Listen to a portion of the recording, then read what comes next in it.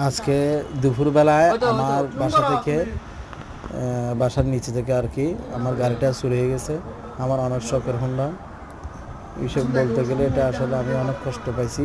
কেউ যদি ওনাকে ধরে দিতে পারেন, এই চুরটাকে শনাক্ত করে দিতে পারে, আমি খুব সম্মানের সহকারে পুরস্কৃত করব। এবং আপনারা অবশ্যই আমার ক্ষমা